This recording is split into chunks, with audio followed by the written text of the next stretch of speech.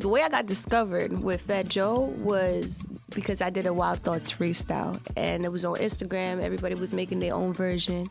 I decided to put my own version up, and I look at it today and I be like, oh, hell no. But Pretty Lou, he had posted it. He's one of the hottest hosts in New York City, and he's close with Joe.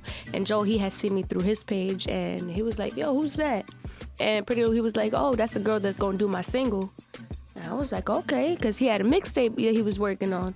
I went to the studio, and I was working on it with him. Fat Joe, he had stopped by, and he was like, play me 3 songs.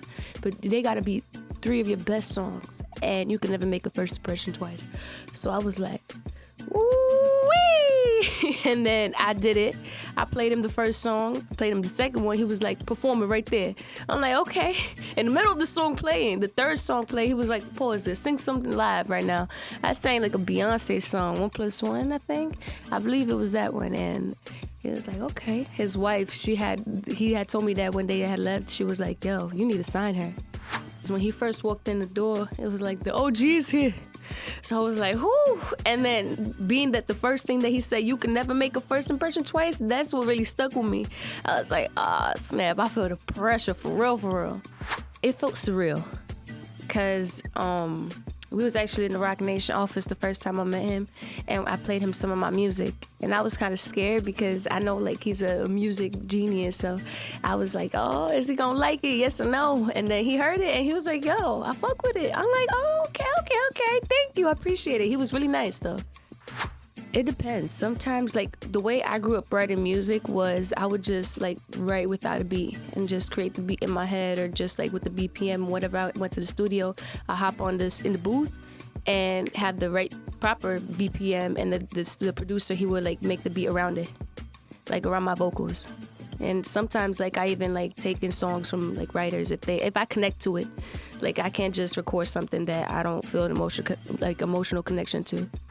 So it was already written by a guy named Govelia. So when I first got signed with Fat Joe, my first trip was Miami, and I was with Cool and Dre. I was in their studio for like 2.5 months, 3 months, and I was there nonstop. I did not want to leave that studio whatsoever. I was working every single day.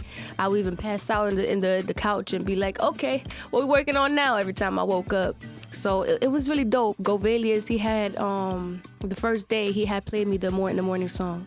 And when I started cutting it, we just started, like, rewriting some stuff. And then Joe, he was like, yo, you should add that.